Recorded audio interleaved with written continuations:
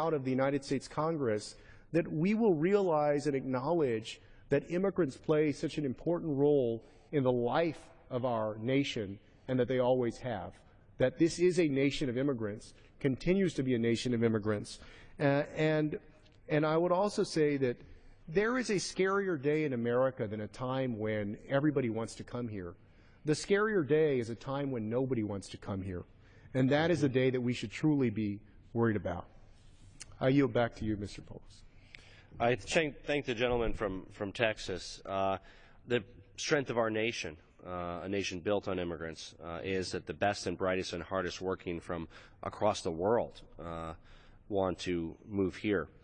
And the countries that have a bigger problem today are those that are losing those people, not us, the country that is or stands to gain some of the best and most highly motivated and talented people from across the world, just as my great-grandparents came to these shores to make our country stronger. And I know that by working together, we can accomplish that. Have you ever seen the unprecedented degree of coalition behind immigration reform? Have you ever seen agriculture and faith-based community and the business community and labor and business together on an issue in your time in public service or before? Have you ever seen that on an issue? No, you raise an incredible point. You know, I served 10 years, 5 terms in the Texas legislature. This is my first term in Congress.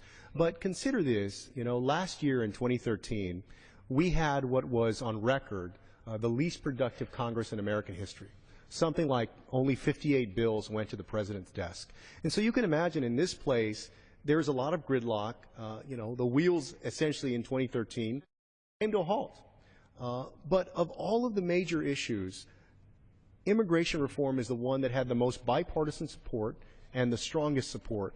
And consider this for a second. I think it was sometime in the summer, the President of the United States had a press conference over at the White House, and he had standing on either side of him the head of the U.S. Chamber of Commerce and the head of the AFL-CIO. Now, think about that for a second. How often do you have the head of the U.S. Chamber of Commerce and the head of the AFL-CIO standing next to each other agreeing on anything? But that's how deep and how profound the wide range of support is for comprehensive immigration reform. And it's not just business and labor, it's people from throughout the political spectrum. The evangelical community that you know, quite honestly has been fairly conservative. So the religious community, the social advocates who are ordinarily on the left. It has just been a wide array of people from throughout the political spectrum who have come out in support of comprehensive reform, which really begs the question why Congress has not moved on this issue when on the other side there has been no organized opposition. There has been a clear indication that a majority of Americans support comprehensive immigration reform. And so it's left a lot of Americans wondering why on earth Congress can't pass comprehensive immigration reform. You know, I think most Americans, like myself, are somewhat offended that we don't have the rule of law in this country. There are millions, 10 million, 12 million. We don't even know how many people that are here illegally. We don't know where they are. We don't know what they're doing. It's a security risk. It's an economic risk. Are they paying taxes? There's been studies that show they pay some. They might not be paying others. We need to fix this. I've town halls in the most conservative parts of my district, and I say, is there anybody here who thinks the immigration system is working great? I haven't met a single constituent who does.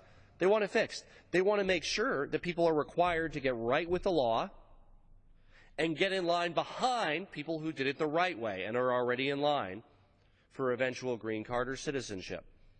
That's exactly what the bipartisan bill proposes. It provides a way that people can register with the law, mandatory workplace authentication to ensure that anybody who gets a job going forward has at least the provisional status that allows them to have that job. Only about under 10%, I think it's 8 or 9% of companies in this country use E-Verify.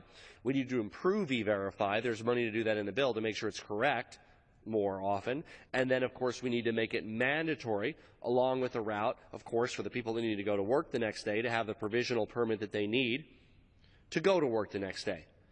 and get in line behind other Americans, other people that are in line for citizenship or a green card. There's a lot of misperceptions out there about the bill. One thing that's important to talk about is this bill that's being proposed, the Bipartisan Immigration Reform Bill, H.R. 15, as well as the Senate bill, don't confer citizenship on anybody.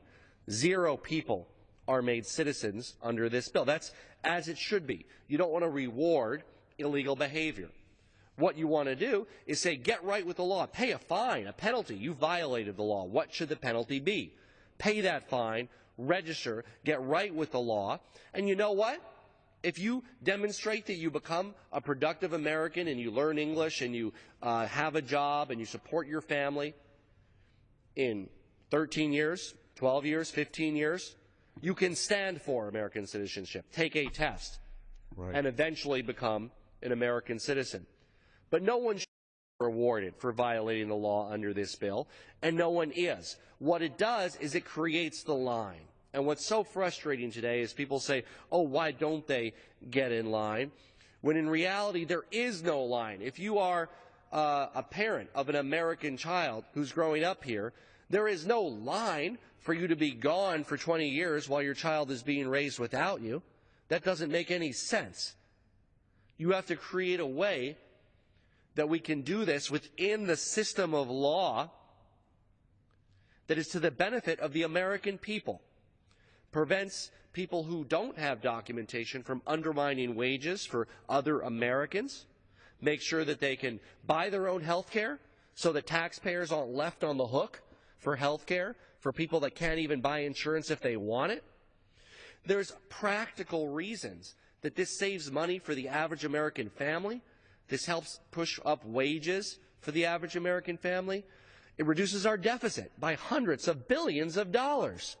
We could use that as a pay-for. We always look for ways. We could use it as a pay-for for a tax cut for the middle class. We could use it as a pay-for to fund universal preschool. We could use it as a pay-for to ensure that we have the military preparedness we need to meet the challenges of the 21st century or to honor our veterans who've served us in our recent conflicts. And you bring up a wonderful point. I yield to the gentleman from Texas. Which is that, we have in our nation, 10 to 15 million people, undocumented immigrants, who are essentially off the radar that we can't account for. And so a large part of this bill is bringing those people out of the shadows and making sure that we can account for their activities, making sure that they're paying taxes, that they're able to purchase health care insurance. Right now, as you know, in Colorado, and certainly we know in Texas, when somebody shows up at a county hospital, they can't afford to pay for their services, their emergency services, all of us as taxpayers end up paying those bills. And that includes a lot of undocumented folks. And those services, of course, have to be provided. Everybody needs to be provided emergency services. And so this would be a way to essentially bring them onto the grid, understand who they are, and bring them into society's fold.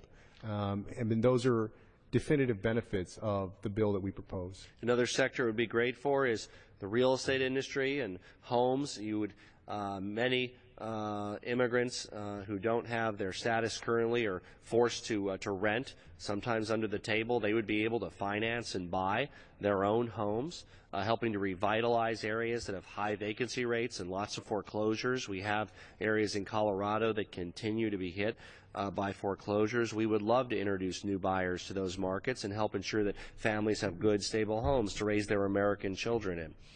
Another thing that I think a lot of Americans don't realize is that in many cases, the children of these families are American nationals. So you might have, in one family, 2 Americans, 1 person with a green card, and 2 that don't have paperwork. So what should the solution be? Should it be to send all of them to another country? Are you going to send an American citizen who's never even been to another country back to another country because they're an 8-year-old and rely on the parent? Are you going to force them to enter the foster care system because you're just taking the parent? This country is about family values, Mr. Speaker. Immigration reform should unite families and celebrate what has always been the backbone of our strength as a nation, the American family. We are joined by another leader in the battle to replace our broken immigration system with one that works for our country.